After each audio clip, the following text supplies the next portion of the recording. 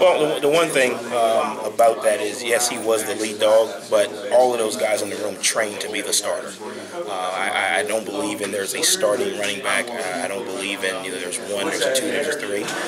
Because the moment you start training like the two, then you're going to perform like the two. So yes, it was easier to keep Saquon in the game because of his ability. But I would say Saquon's ability to get better each week and to be the lead dog was because the other four guys pushed him as the starter.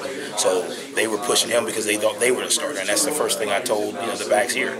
If nobody believes that they're the starter, then you're not going to be the starter. So you got to train and you got to study and you got to rest and work out as if you're the starter, because when you're in the game, you're the starter. Whether that's the first play or the 50th play, you're the starter. So I think if we can get the entire room competing like they're the starter, then whoever runs out there first is going to be ready.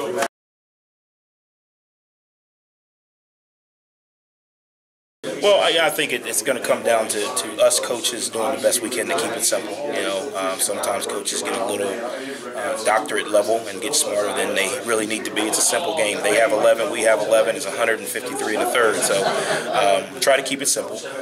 Coach Moorhead, if you look at what he did installing the offense the first year at Penn State, installing the offense the first year at Fordham, he's done it before, so he's going to install it on an elementary level and allow the players to expand.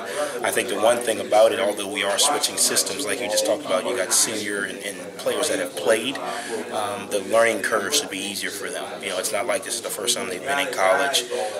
Same play, different names is kind of what we talk about, and for them, they're eager, they're wanting to learn, they're already in the film room, they're already kind of going through some things, and that just shows kind of the maturity of them understanding, hey, I've got to be able to translate from what I know to what I need to know.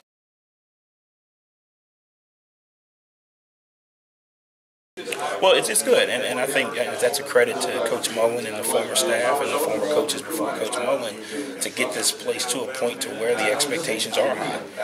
I tell people all the time there's two ways to take a job. One, the coach gets fired, which means the team's probably not in good standing, or the coach takes another job, which means the team is probably in good standing, which got him to the next level. We came in on the latter, which was good because the team's in a good spot. Now it's our job to go from good to great. Just the small things, we're not coming in trying to change the name of the university. We're not trying to change the name of the stadium. We're coming in trying to enhance and bring light to the importance of the details that are going to make us go from good to great.